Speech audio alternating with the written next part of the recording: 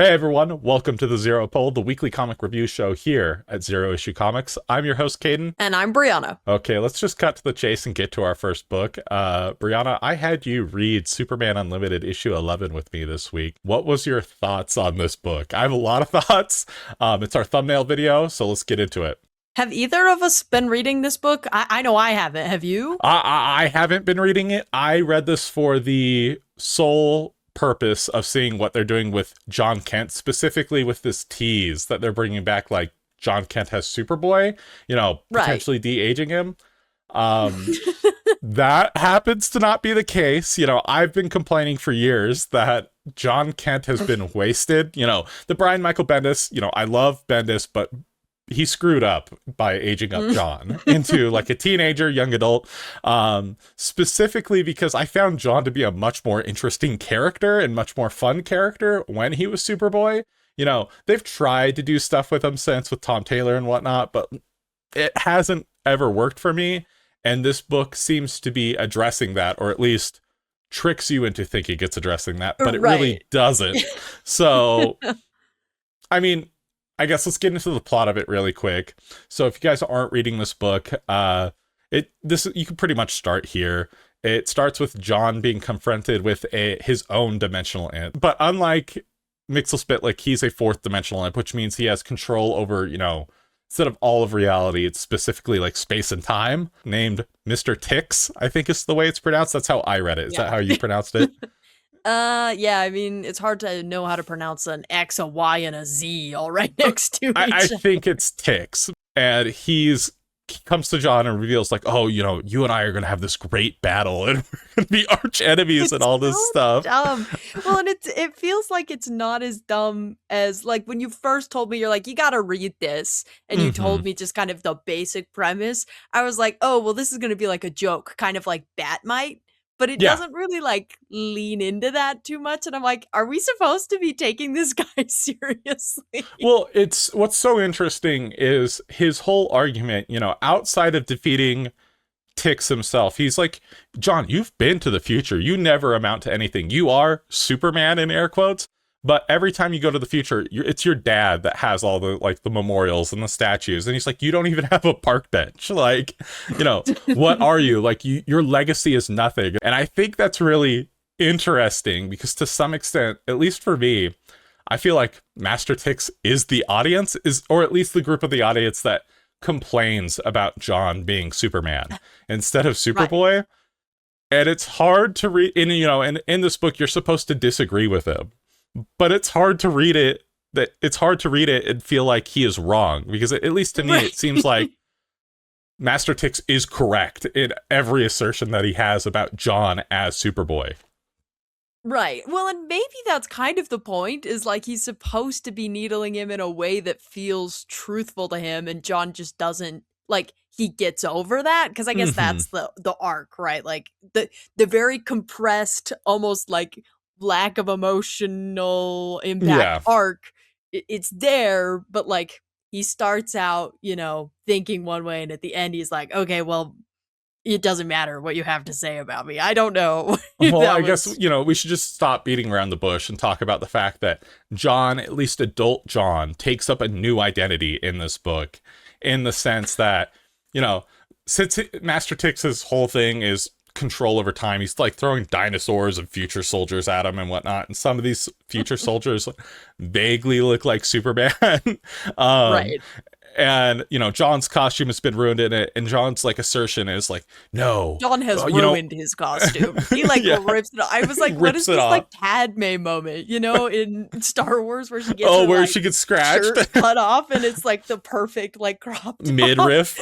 Yes, that's how this moment feels. He rips it off, and he's all majestic, and then he rips off this future soldier's armor, and he's like, I'm gonna just put this on and it's gonna be perfectly sculpted to my muscles, and he puts on his mask, and I guess we should reveal that the guy on this cover is Jon, and he's like, well, I might not have an impact on an impact as Superman, but I might have an impact somewhere else. I will be Tomorrow Man.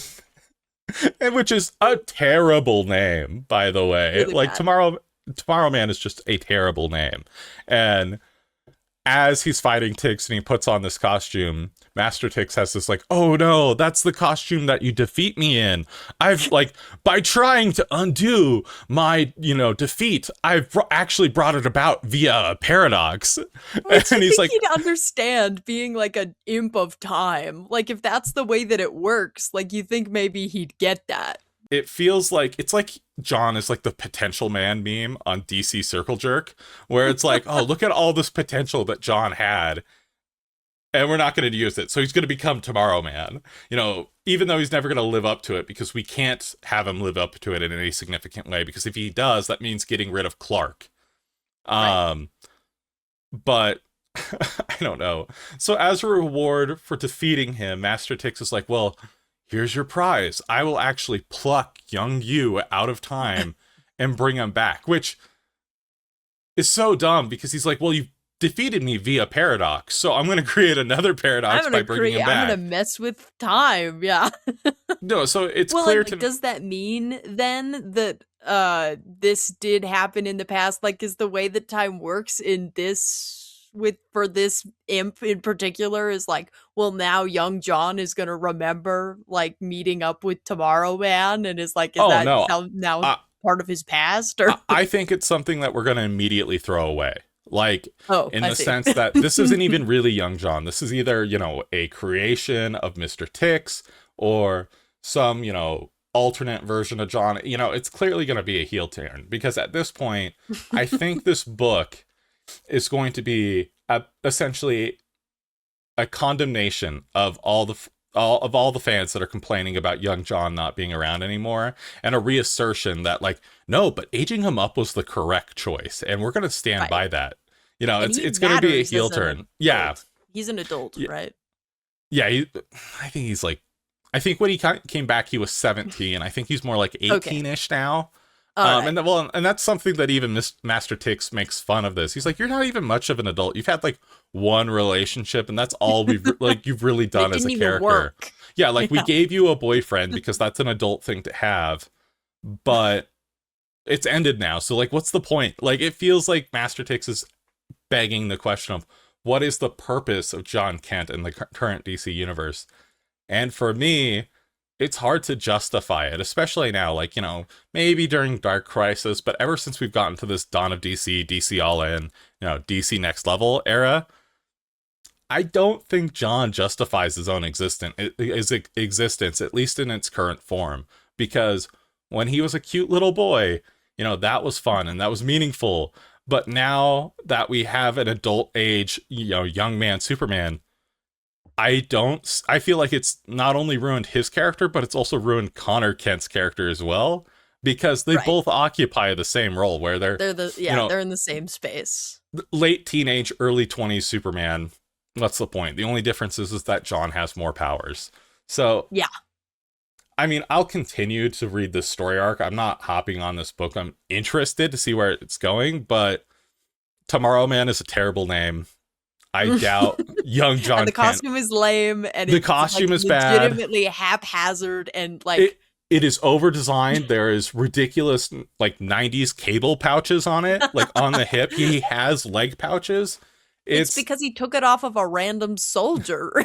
Yeah, no, it is literally, like you said, it is literally hodgepodge. This is my together. new iconography now, but it literally has no meaning or purpose.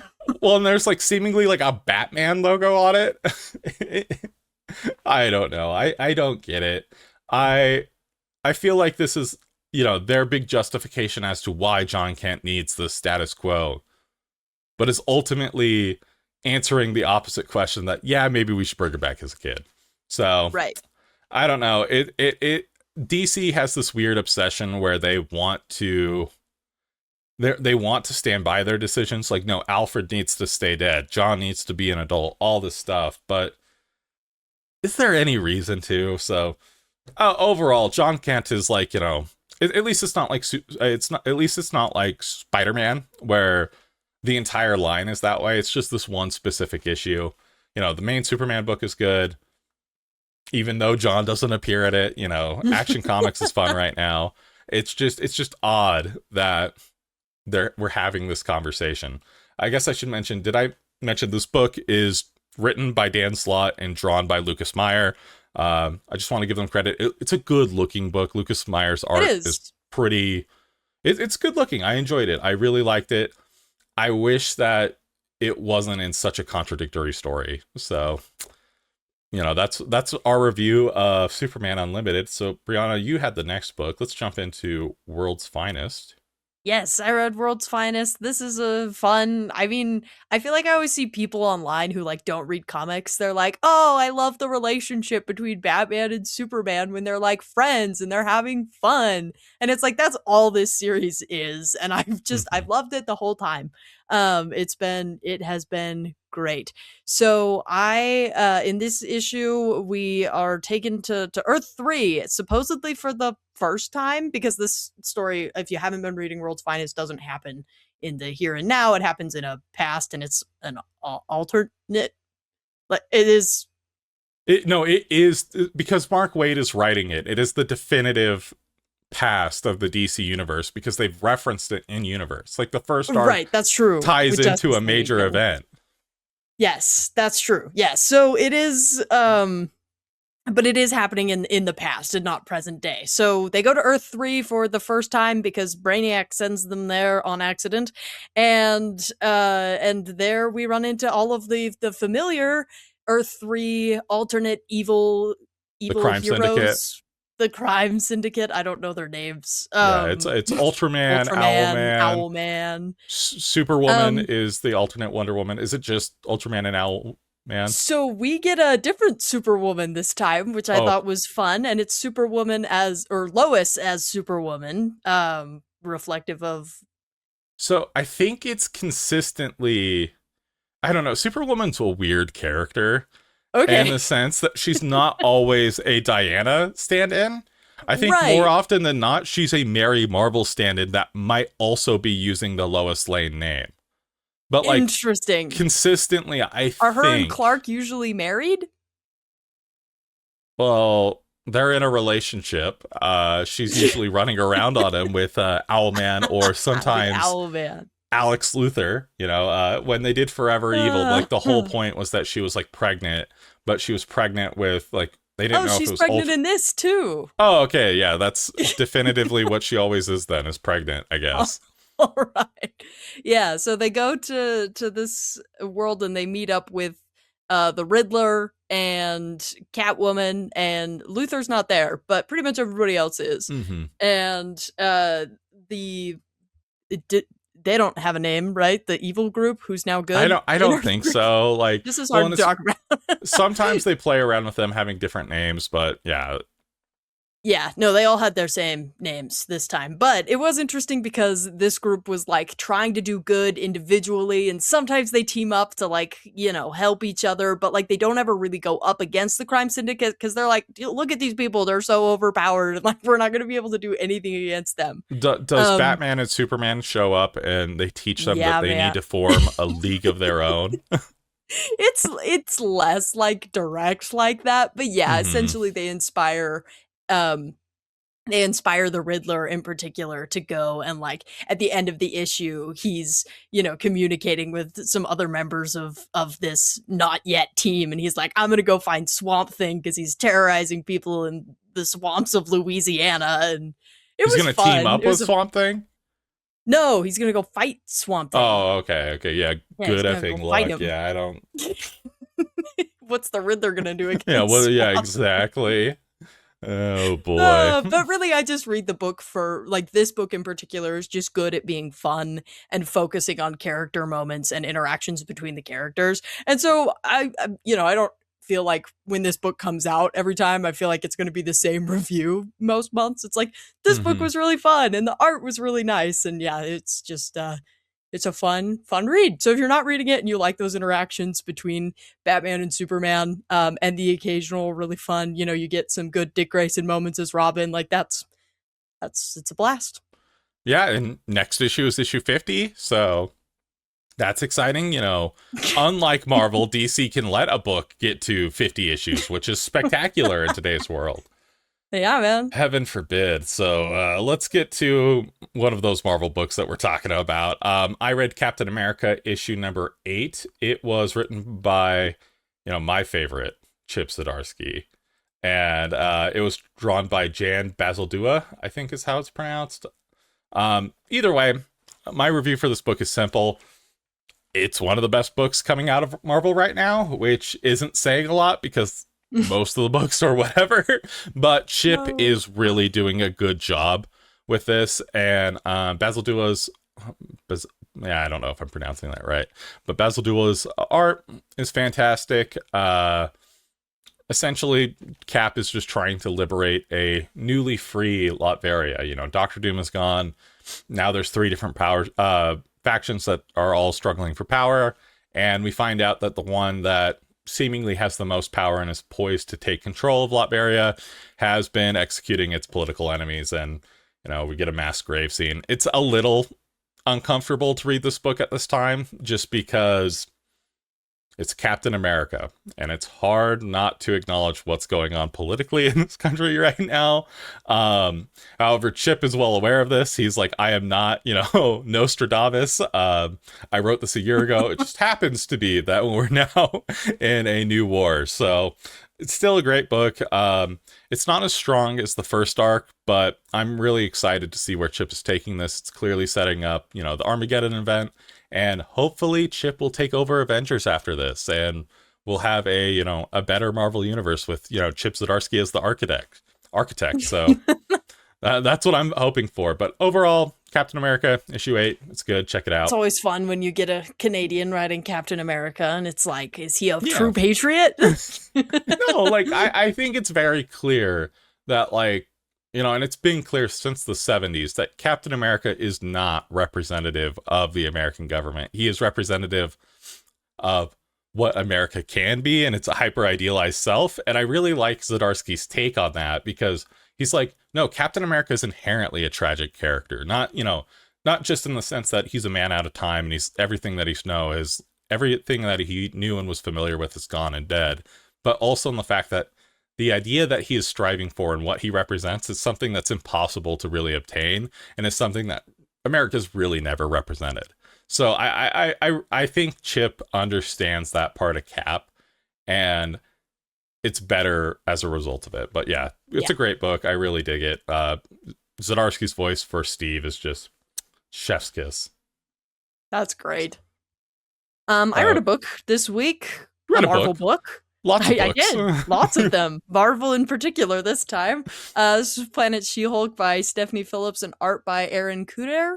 And it was the second to last issue. It was originally planned to be an ongoing book, but now it's a 6-issue miniseries. And the ongoing casualties of the Imperial event not working out the way they wanted it to. I know, I'm like, is there going to be one of these every month? Like, what is going on? Yeah, no, I think they canceled all of them. I think Black Panther Intergalactic is done. I think it got capped at 4 issues. Planet She-Hulk is done.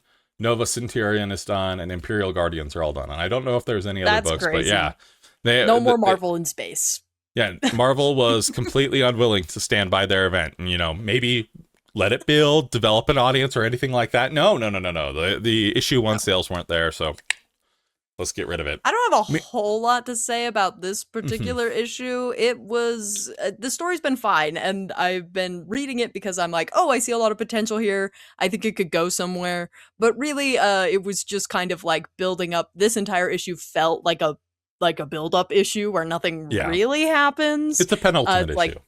Yep, exactly. And so we'll see at the end of the issue, all of the people of Sakaar. It's not it's like the common folk of Sakaar, and it's like the group of, I should have written down their name, but it's like a faction of Sakaar.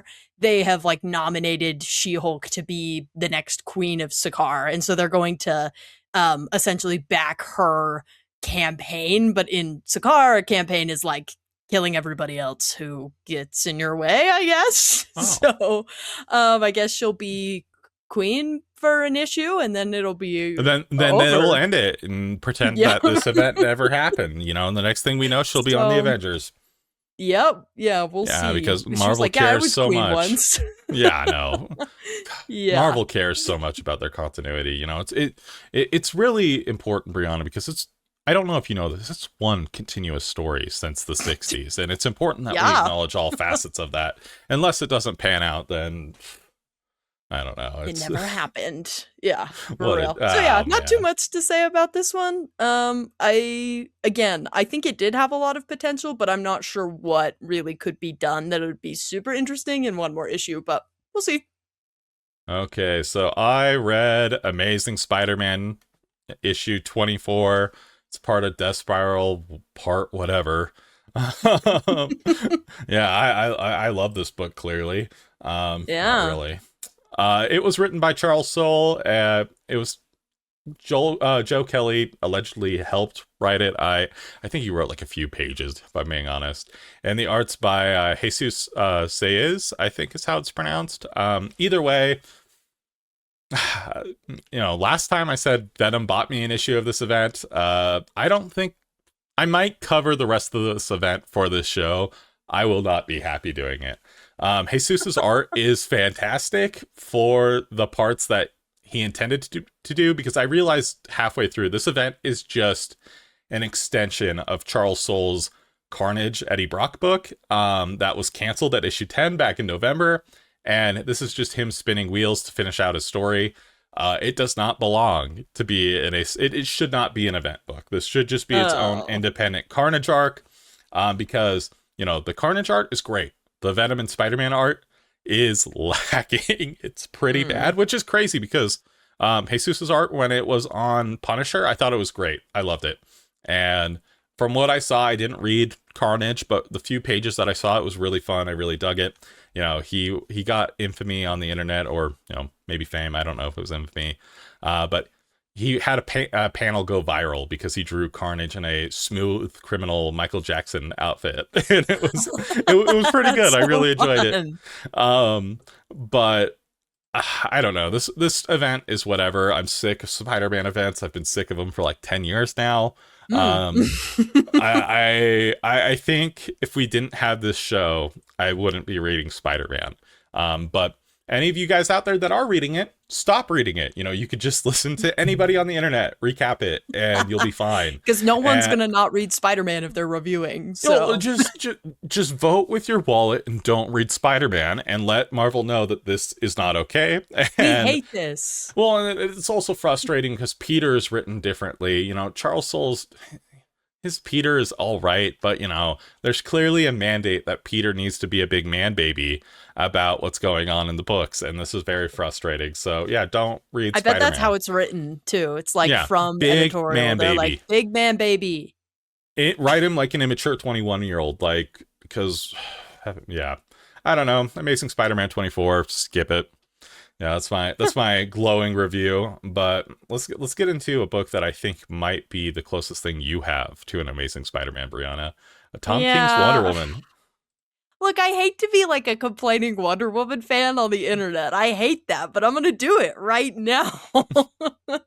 Tom King, I love Tom King. I love his stuff and everything. This is the first ongoing I've ever read from him because I was not reading comics when he wrote Batman. Heaven bless. But it's funny. My first note here is that Mouse Man is still in this book. I thought I was done with freaking Mouse Man, but he's in this book, and I'm like, dude, can we be done?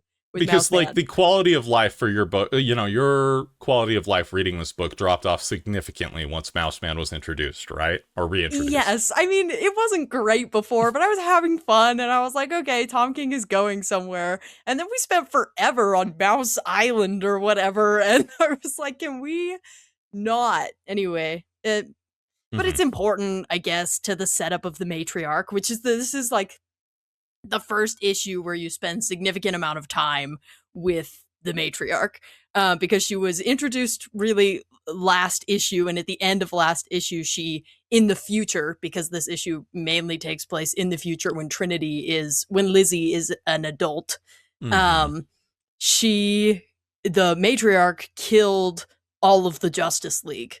And, that's her power scaling moment. That's how awesome she is. Yeah, she killed all the Justice League, and as every member of the Justice League was dying, they were all like, Wonder Woman. No other words. That was what they said.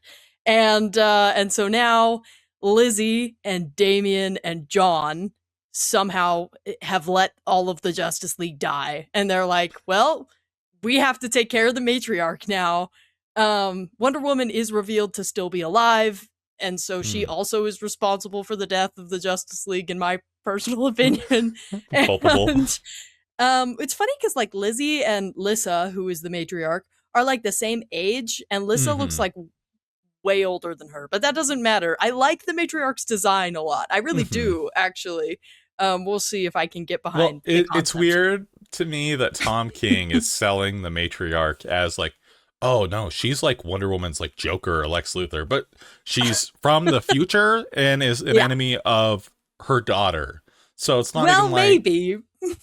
We're about to see. Because at the end of the issue, Wonder Woman is like, okay, here, I'll just go over it really quick. So the Justice League is dead. Damian and John and Lizzie are going to go defeat her, essentially. And apparently Damian's Batman kills people. Is that regular? He runs a guy through the chest with a god sword, a god killer sword. Anyway, that's not read important. Batman 666 since like it came out, so I don't know. I guess probably. It feels like a regressive character move, but right, but it doesn't matter.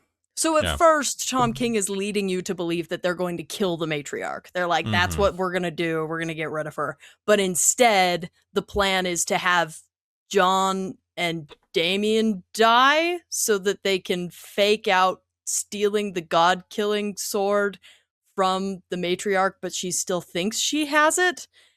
But John and Damian have to die for that. And then Trinity brings the sword to Wonder Woman so she can kill the Fates, I think? I don't know. Like, whatever. I'm not interested in this book. I'm not going to be reading it. So it's just like the plot. That's how reading Wonder Woman always feels, is it's like the plot is kind of like, what is going on? Is this supposed to be impactful? Anyway, so it's fine. The plot is convoluted and I'll keep reading it because I'm a Wonder Woman fan and that's what I do. But I don't know where he's going with this. We'll see if it stays in the future forever and if there's time travel, as you predicted off screen. So, well, like she's only gonna like the matriarch is only gonna be a relevant villain if she can be in continuity. You know, I hate to break it to everybody, but like the only relevance they have is if they can be like in continuity. I think the closest we've gotten to that is like the Spider-Man 2099 of it all. But even then, you know, for a long time in the 2010s, Miguel could only be relevant if he was also existing next to Peter in the 2010s in the current continuity. And I, you know, and even then, like the 2099 concept is like almost as like, oh, it's a fun what if line where the matriarch, if you're trying to sell her as this big bad, like, you know, the Wonder Woman's new arch nemesis, she needs to be fighting Diana now, not Diana in a potential future that we're realistically not going to get to ever. No. Yeah, because believe it or not, we can't let the Justice League die long term. No, and we can't let their last words be Wonder Woman. Yeah. So we read another book together. I'll let you take the lead on this one. It was Batwoman by Greg Rucka and Danny. Is it correct? Yeah, I believe so. Yes. This book to me felt almost like predicated on you reading Elegy, which I read Elegy really recently for the first time. And so to me, like, things made sense. Like, I knew who all the characters were. It made sense why Batwoman was in an insane asylum, essentially, and what she was doing there. But I wasn't sure. You read this, and it's been a really long time since you've read Elegy. I don't know. Tell me your thoughts on, like, did the story make sense? So yeah, everything made sense. You know, thankfully for any, you know, the tens of listeners that we have, you know, the less than 100 of listeners that we have. Luckily enough, you know, if you haven't read Batwoman Elegy, it's available in DC compact comic, and you could probably pick it up for $10, which is a steal for that book in particular. However, for me, I haven't read it in a while. I was fine. It practically summarizes, you know, Elegy in the book. Yeah, you know, it'd be nice to know a little bit more about Batwoman, but I don't know. I think it's a good jumping on point. The only thing that lost me was like the last 3 pages, where it's like, oh, she's playing possum in the sanatorium, and then we reveal that she's not. That was a little bit of a twist for me. But yeah, it's fascinating to me that this is just a direct continuation of Rucka's previous run, where every other KO book has to vaguely mention KO. You're every right, other and this one does not at yeah, all. this I mean, one I is guess just a like, little in the reference to like Dark Side, mhm. but that's the extent. But yeah. Like, Yeah, this is exactly. the one that's like every other book has to spin directly out of KO for this next level thing, and this one is just like Rucka didn't miss a step and it's just picking up where he left off. So I Yeah, and actually thought it honestly, was I'm pretty good. excited. Yeah, I'm excited about that, and I'm happy about it. Again, it did feel like setup. I wasn't blown away by Hmm. this first issue, and that's why I was kind of worried that maybe it wouldn't appeal to people who are just jumping on, and this is like the first Batwoman comic they've ever read. But I'm happy Hmm. to hear that it made sense and they summarized it well. And yeah, because I think going forward it'll be great. Well, I'm happy to be in Greg Rucka's hands for this story. So. and with how well those compact comics are selling, like the fact that, you could pick this up and realistically your comic book retailer could be like, hey, if you want this, if you have a good comic book retailer, be like, oh, you're interested in this? Here is Elegy. Like, pair them together and you're spending like, what, less than $15 for both of them? Like, that's a steal. And it's great. So like, I think this is actually one of the more successful next level books that we've seen from DC, where it's just like, okay, it's spinning out of the event. We can pair it with another comic that's just a perfect intro and we'll sell it, get them out the door. Like, I think this is the book that you write to make Batwoman fans. So I think it's pretty good. You also need to remember that they adapted Elegy into a major CW TV show. Oh yeah, I forgot about that. Yeah. So I don't know what that Venn diagram looks like of CW Batwoman fans and people picking up this book, but to some extent, like, she's a bigger character that I'm willing to give her credit for in that regard. Right. Okay, so I read another next level book. I read the main man himself. I read Lobo #1 by, oh man, it's by Scotty Young and Jorge Corona did the art. And I'm like I don't know if I'm a Lobo fan. I think I'm a little too young to be on the Lobo train. Like, I love him in Superman the Animated Series. Whenever he appears in other stuff, I'm always excited to see Lobo. I've never been like reading a Lobo book. This is the first time. I've gone back and I've revisited the other stuff, but while it's coming out, I've never been a Lobo book. Reading a Lobo book. The art in this is fantastic. If you thought Corona was, giving it his all on Transformers, he was, but this is a very different Corona on this book.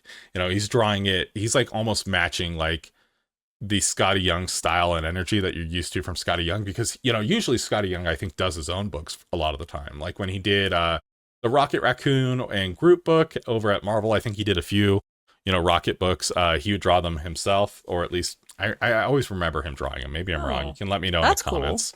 Cool.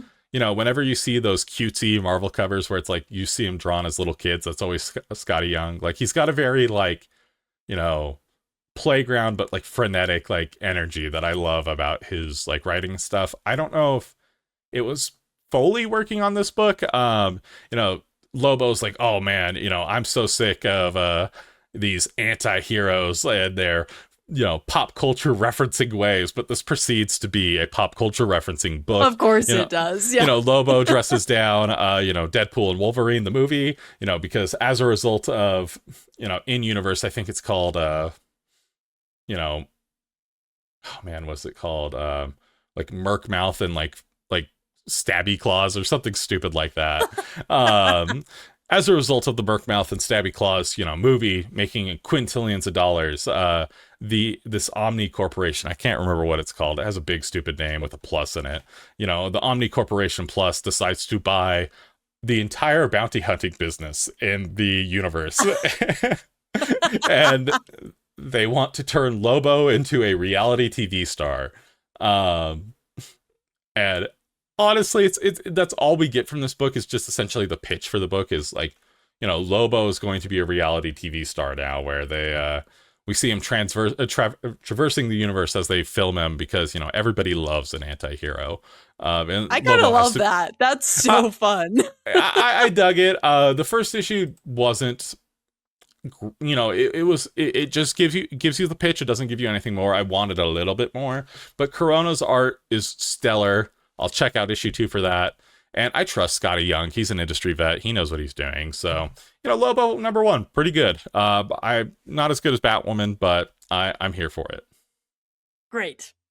Okay, so okay, are we moving on to Teen Titans? Okay, great. Teen Titans, yeah. So I read New Titans. New Titans. Whatever, Teen Titans, who cares? Let's see how long this book lasts. Oh man. This cover is a lie. We were promised a new team of Titans, and what we get it at the very end. But what we really get is the Teen Titans that the ones from the Perez run, the ones from the cartoon. They're stuck in a time loop. And Nightwing is the only one that recognizes that they're in some sort of time loop, Groundhog's Day scenario. But it's fun. Because every other panel they play with the costumes change. So sometimes Diana Troy is in her black outfit, sometimes she's in her red outfit, sometimes Nightwing is in his New 52 costume, other times he's in his regular blue costume. They never go so far to put him in the Disco Wing outfit, which I think is a missed opportunity. No. But they do reference that time in New 52 where they changed Beast Boy from green to red, because the green is representative of Swamp Thing and Poison Ivy. That's like the plant life of the DC universe. The red is the animal life. So Beast Boy needs to be red, and if we're rebooting, we might as well make him that way. So he's red for one panel. It's like it made me laugh. I didn't know. It's like, it was like, hey, do you remember this stupid change? Let's reference it. So it was it was a good book. And by the time Nightwing realizes he's in a time loop, the new Titans punch through the wall and they're like, hey, we're here to rescue you. But not a whole lot happened. I just read this book to see what was going on. I don't think I'm going to check out the issue. Maybe I will.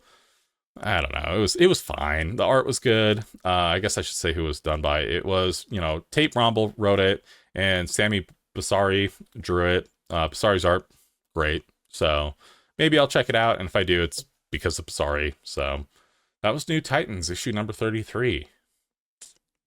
Great. Okay, well, Sorcerer Supreme was the next Marvel book that I read.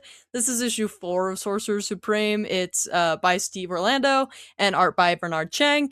The art continues to be fantastic and the writing continues to be fun, but this book is 4 issues long, and the fight between Agatha Harkness and Wanda has lasted for 3 of those 4 issues, and about halfway through this issue, I was like, I feel like a Dragon Ball Z fan right now. Yeah. Like, I'm like, what is going on? Frieza Why are and we Goku are still fight? powering up. Yeah. Yeah. Which, I mean, obviously, this is 3 issues, right? But it does take place, I think maybe the 4 issues have taken place over the course of like a day, maybe like a day and a half. But the fight does actually wrap up near the end of this issue. Oh, okay. For not super interesting end results, it's made clear that Agatha was she had an Oroth with the Vishanti, which binded her to do their will, or else she would be destroyed. Classic Vishanti stuff, I feel like. Oh, so she's not acting on her own accord.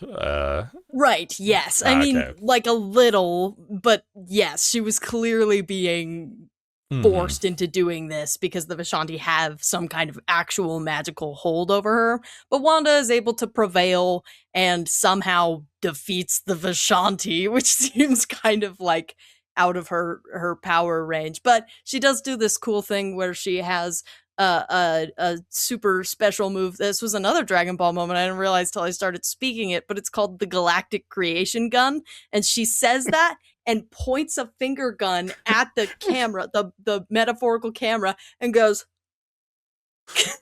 The best part is there's no way. Gallic gun first. Gallic gun fire. Yeah. The best part is there's no way Steve Orlando is a Dragon Ball fan. I think he's just yeah. Apparently that's what we reference on the show a lot is Dragon Ball because this in the first episode we both talk about it. But that's true. Dang. That's funny. Yeah, there's no way that's on purpose, but that's awesome. No, but it was pretty funny. So that's how she ends. Essentially, she puts the universe on the tip of her finger and bang. So it was, that's fun. pretty rad. It was That's really pretty rad. rad. Like, the fighting has been really cool, and I've been so, again, like, it feels like Dragon Ball. Like, I'm happy that I'm watching it, and it looks really cool, But it's but man, schlock. it's going on forever. Yeah. Yeah, But that's in the end, she gains Wong's respect, which she did not previously she's have. earned the title of Sorcerer Yeah. Supreme, is what you're telling me. Yeah, man. Yeah. And in Uh, the end, Dormammu appears, so I assume he'll be the next big yeah, bad you know, that he has that she now has that to she's fight. proven So herself as Sorcerer yeah, Supreme, she has to fight the she's got to one do her Doctor job. Strange villain that everybody knows. Yeah. Yeah. Yeah, no, Yep. that So makes this book's sense. pretty simple, pretty straightforward. I would say jump on anytime. Realistically, Hmm. it's so much fun. I'm having lots of fun with it. Okay, so this is a book you and I both read. G.I. Joe G.I. issue 20. Joe. G.I. Joe. Sorry. By Joshua Williamson and is it Andrea Milana? Yes. So, okay, Andrea Milana. Yeah, this is your book more so than mine. You caught up on this. What do you think about it? I love G.I. Joe. I don't know. I feel like sometimes Joshua Williamson can feel like his dialogue all feels the same sometimes, and like sometimes it's hard to get into his characters. But I feel like he was made for G.I. Joe. He knows G.I. Joe front and back more than I do. I'm trusting his word that he knows Yeah, more it than I front and do. back. Yeah. I really Based off like of the his. number of GI Joe toys I know that he owns, like he definitely knows He's them probably an well. expert. Yeah. Yeah. I think his voices for all of the team members is really fun, and I've just been having such a blast reading this book. It's been lots of fun, but obviously in this book I would say that the main event is that Duke confronts his robot racism, which was a big moment. Yeah, so this And you is don't the know. Yeah, go ahead. yeah, so this is the issue where Duke and Optimus Prime finally meet, but that's a lie because Optimus Prime, like I said last episode, isn't Optimus Prime anymore. He's just He is Optimus. Optimus Prime. I am a Prime no longer, I think is what Yeah. he says. That undermines the book a little bit for me. It's like, oh man, let's have like Optimus Prime meet Duke, and he's not even Optimus Prime, so it's fine. Yeah. I liked well, okay. Yeah, little context for Duke's robot racism is Yes, that one of his best Starscream friends was splatted his killed friend. by Yeah. yeah. And so it's really weird in the sense that like Duke is generally a pretty level-headed guy. But the entire G.I. Joe line of this Energon universe is spun out of the fact that he has a raging, like, robot hate boner. Yeah.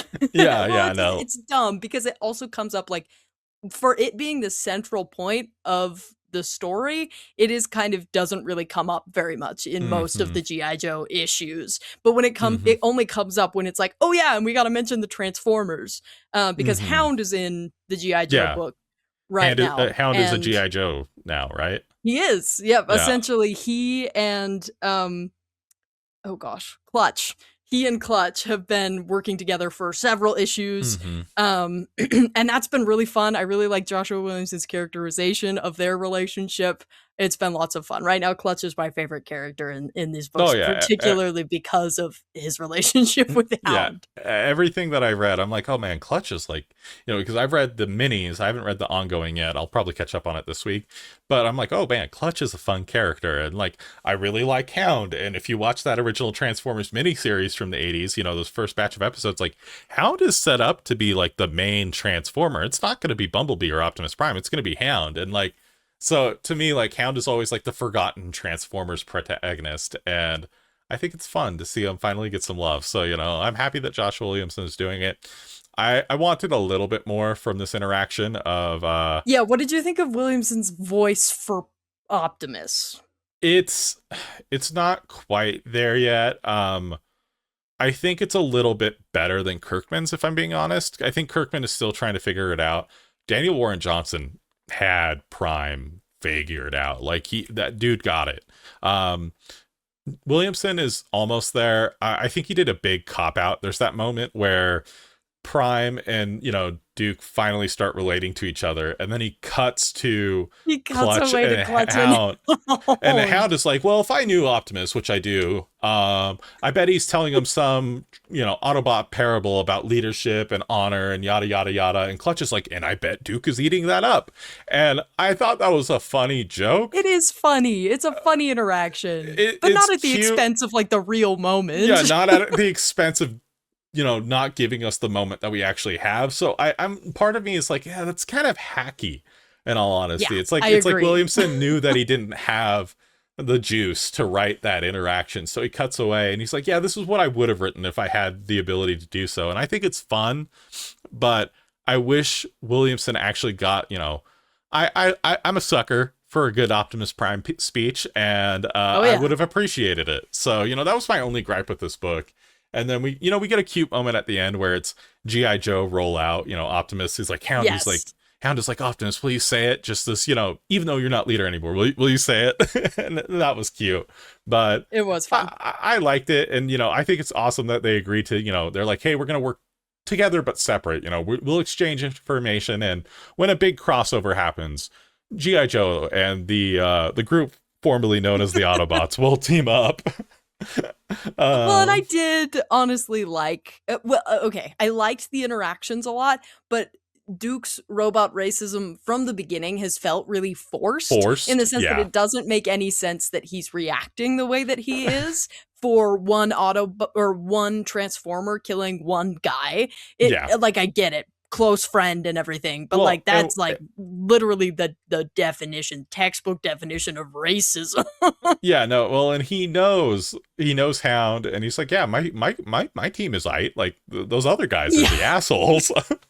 Well, and that's the thing is, you do at the beginning, Duke is not okay with Hound, but then he comes around like really quickly. Yeah. And that's how I felt about this issue too, is it's just like, it kind of does feel like Duke is like, oh, well, maybe we're not as different as we thought. And but then it's if you like, cross me, I will kill you. Yeah. That is the one thing that undermined it for me. It's like, Duke is like, but if you step out of line and you threaten Earth, there's nothing that will stop me from destroying you. And I'm like, yeah, okay, whatever. I did like Prime's or Optimus's response to that, though. That was funny. Well, it's one of those moments where out of the book, I'm like, and how many cartoons have you had since your original one ended, Duke? And how many of them have been successful? Like, Transformers pays the bills, not G.I. Joe. Don't disrespect the breadwinner. Oh yeah. Like, G.I. Joe gets to exist because, Transformers lets them do so. Oh, so yeah. I did want to mention at the end really quick, I am really excited that Snowjob and Covergirl are teaming up to go after Scarlet. I love Snowjob. That's so dumb, but I love him. I mean, I love his name. It's so fun. And I love Covergirl so far, and the Scarlet mini by Kelly Thompson was really, really good. So I'm excited that we're getting into that. Okay, yeah, that's. I'm glad that you dig this book. I think I might try to catch up on it. We'll see. I don't know. The Energon universe is in an interesting place right now, and I'm excited to see where it goes, but I'm a little apprehensive. So let's get to your next book. Oh, great. Okay, so I also read Catwoman, and I have not been reading Catwoman up until this point. I jumped on for this issue. It's by Torrin Gronbeck, and the art is by David Genefelici.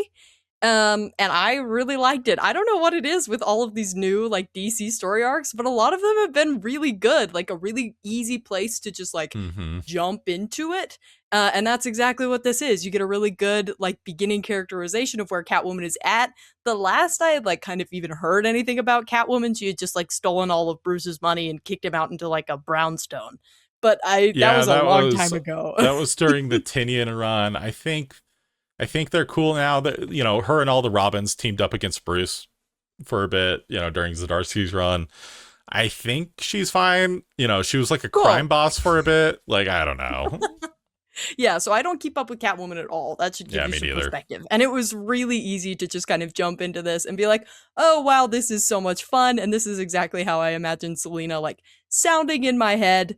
And her just she has, like, some good relationships with people, but she's clearly dealing with, like, her own inner turmoils. And I'm just really excited to start. It was a great introductory issue. She's working with Falcone right now, Mhm. doing a couple things for him, so we'll see how that goes. But yeah, this is super fun, and if you like Catwoman at all, I would say just start reading it. Okay, awesome. So I read Ultimates 22 by Denise Camp and Juan Ferreri, I think is how it's pronounced. That's like, then it should be the name of the shows. I think that's how it's pronounced. Uh,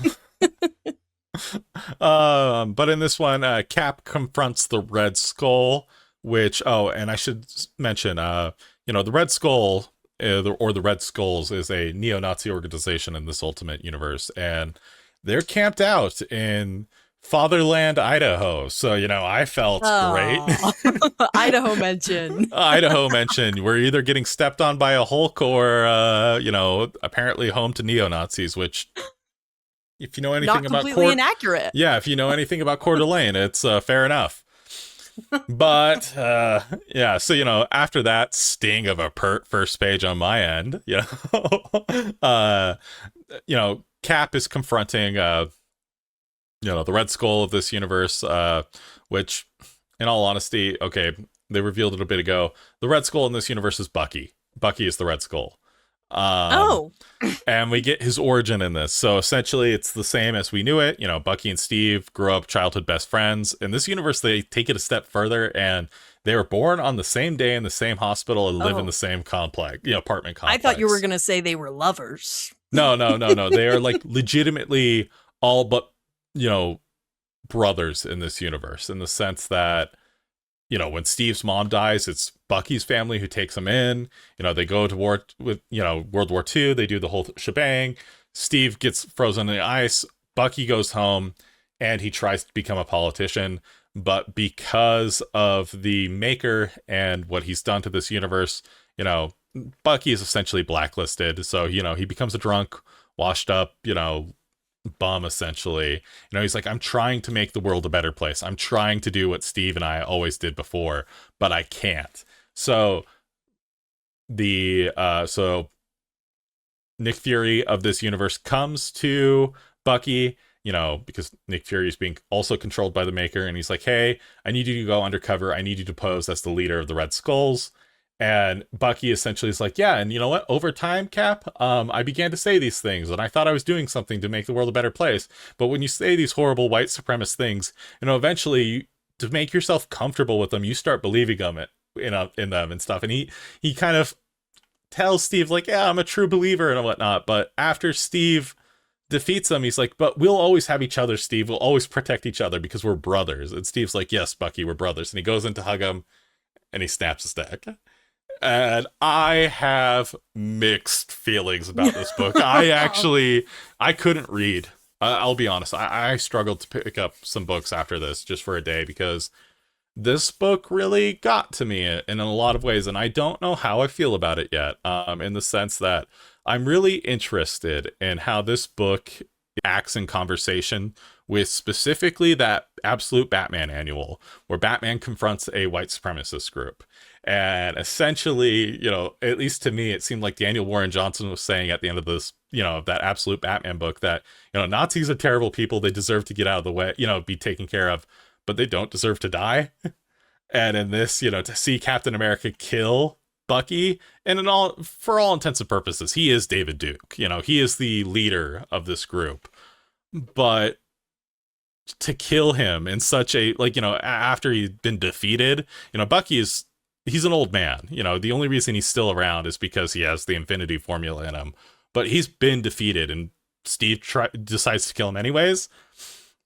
I don't know if that's the right thing to do, and I don't know if I want my heroes to be doing that. And I understand that this is it's a very political book, and the Ultimates are, living in a very different universe. It is clearly a stand-in for our world, but it's only being done up a little bit. It's interesting how much the Ultimate Universe feels like a world outside of our window, but I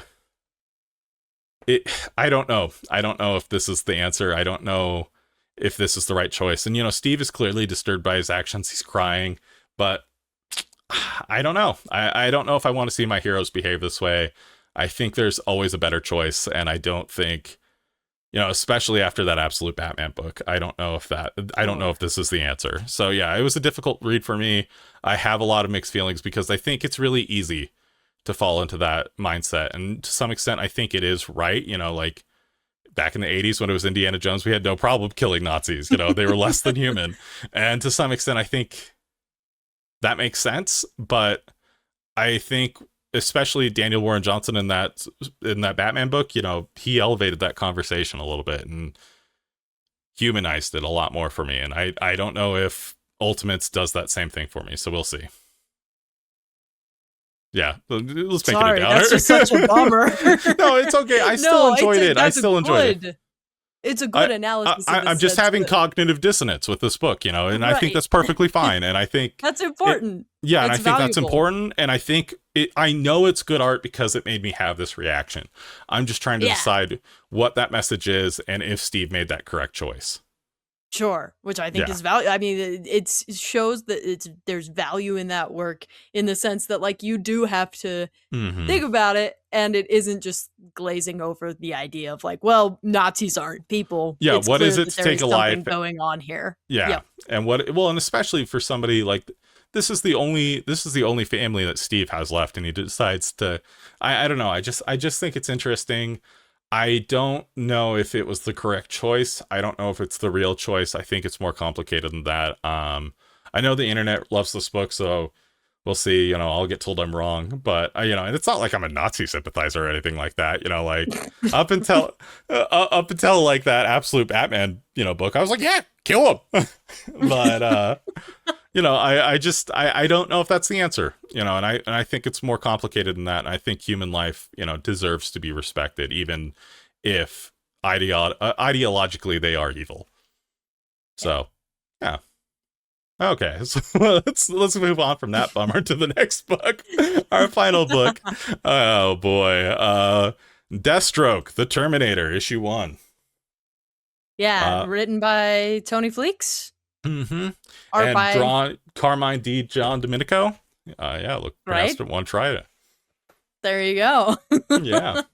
I love the art on it. Like for me, like the story is good, but D. John Domenico's art, mind-blowing on this book. The art was crazy. Like that splash page, all of it, just incredible the whole way through. Well, and to see him, he was the best part of DC KO boss battle, but to see him he almost reinvents himself between this book and that book, in the sense that it doesn't even look the same. It's a completely different style, tonally doing something very different, but it's still excellent. Oh man, this is I think as far as art is concerned, this was my favorite from this week. Oh yeah. I mean, I really liked the story too. I felt like it was really tight. It takes place just right in a small moment where it's the beginning of a job for Deathstroke and how it all goes wrong, highlighted by this relationship with his daughter Rose. And I think that was just such a great setup for a story. It was so good. Well, and then to use the excellent use of Wintergreen, who's essentially Deathstroke's Alfred. So since regular Alfred's dead, we're gonna kill Wintergreen as well. No. Spoiler. But it felt they're in Butler heaven together. Yeah, no, Butler heaven, I don't know if Deathstroke's, well, we'll see if he went to Butler heaven. Well, and this interesting, the idea that somebody's out to hurt Slade and is to take everything from him. And so, he's going to take away, his funds, his, best friend / manservant. And that's going to, and Slade has to accept the fact he's hey, I don't know how to change.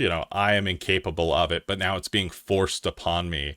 And seeing that drive him closer to his daughter, I think is an interesting pitch for this book. This is the next level book that I think was by far the best, by a country mile, which I wasn't expecting. But yeah, right. I thought this book was fantastic. Did you have any other thoughts on it? Yeah, I mean, I think it was just really great to have it be framed by that relationship with his daughter, and the fact that it's Rose is talking to Wintergreen at the beginning, and by the end, Rose at the beginning accuses him of just not using the word for what it is. Don't just say he's, a mercenary, call him what he is. He's a killer. He's a killer. Right. And by the end, Wade is Slade. Sorry. It's okay. My bad. No, Slade it's is intentionally that way. Right, yeah. Slade is like, I'm not just I'm not a killer. I'm worse than that. And I just think that'll just be a really interesting leaping off point. I'm really excited for this I series. think this is the next level book that I will be reading, just for my own sake, not for the show.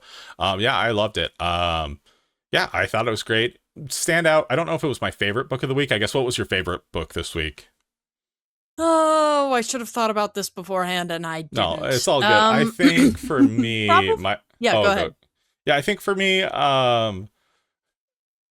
if Superman Unlimited was saying what I thought it was saying, where it was we need to bring back John, I would say it's my favorite book. But I know I'm not naive. I know it's not. I think I might have to go with Deathstroke for me. I think it is my favorite book this week. I think me too. It was a sleeper hit for me. I had zero expectations going into this. This is the book that I put off reading the most, and when I read it, I was blown away. Yep. Yeah, I had no complaints and no identifiable flaws, which is more than I can say for most of the other books. So I think that's got to take it. Yeah. So those are our. Oh man. Well. Yeah. So those are our reviews for this week. Let us know what you thought down in the comments below, and let us know what books you're excited to see next week. I know I'm excited to see Superman, Spider-Man coming out, but more importantly, I'm excited to see Superman, just the regular Superman book, come out next week. Superboy Prime is taking over, so it'll be an interesting book. Thank you guys for getting this far in the video. If you did, let us know in the comments below what you want to see in the future. I'm Caden. And I'm Briona. And this is Zero Issue Comics. See you guys next week.